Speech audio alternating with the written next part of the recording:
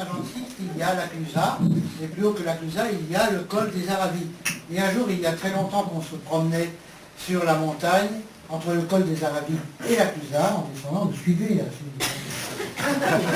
non, écoute, on a déjà peut-être du mal à suivre. Et alors,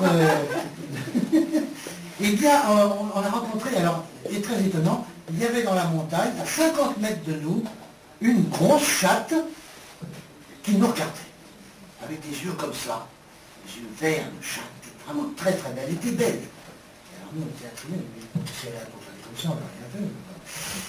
Et là, on a continué à marcher, du col des Aravis jusqu'à la Clusaz, il y a une dizaine de kilomètres, on marche, et elle nous suivait. Mais elle nous suivait toujours à 50 mètres de distance, comme ça, sans oser nous approcher. Les chats sont très méfiants, et ils ont bien raison.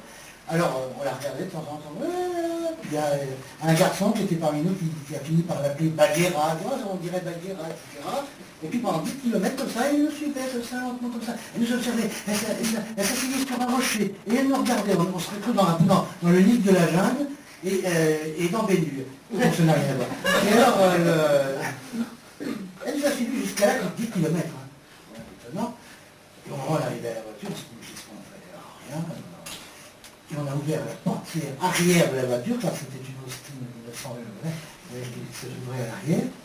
J'ouvre la portière, et que fait la chatte? Elle saute instantanément dans la voiture. C'était extraordinaire. Ça voulait dire qu'elle nous avait adoptés, qu'elle était perdue certainement, et qu'elle voulait vivre chez nous, et qu'elle nous avait pris à la bonne, et je ne sais absolument pas pourquoi, et on ne le saura jamais.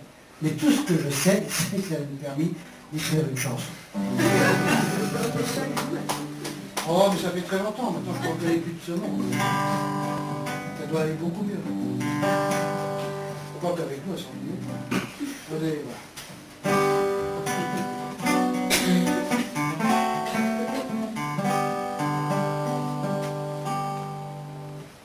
Dans son ventre, il y a la tendresse du monde.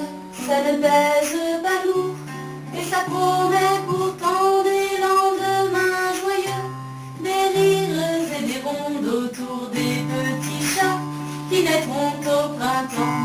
Ma chatte, l'amour, ma grosse, ma magie, un garçon de 15 ans t'abandonne son lit lorsque la nuit s'en vient, dans la chambre tranquille qu'il est bon de vous voir, tous les deux endormis. On ne saura jamais si tu t'étais enfui, si tu étais perdu, ou bien abandonné, on ne saura jamais.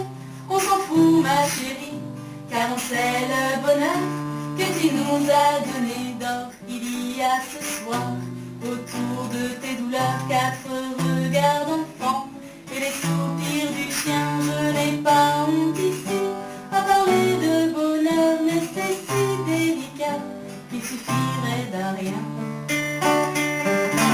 Il suffirait d'un rien pour que grondent les larmes le long des joues gonflées par l'amour quotidien. Tant de choses sont faites pour briser le charme, et la mort est toujours en travers des chemins d'or, sous les jolis toits des deux adolescents qui vont se relayer pour prendre du plaisir à caresser la soie de ton dos, de ton ventre, en rêvant à des choses que l'on n'ose pas dire. Je repense à ma mère, enceinte de ma sœur, et je revois mon père angoissé d'être heureux.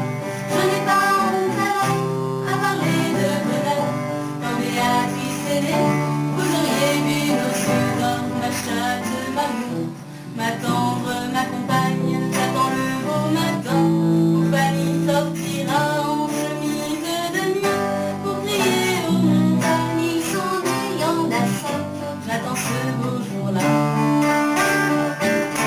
J'aimerais dire aux hommes qui menacent nos vies, aux armées, au pouvoir, aux administrations, s'il vous plaît, donnez-nous du répit.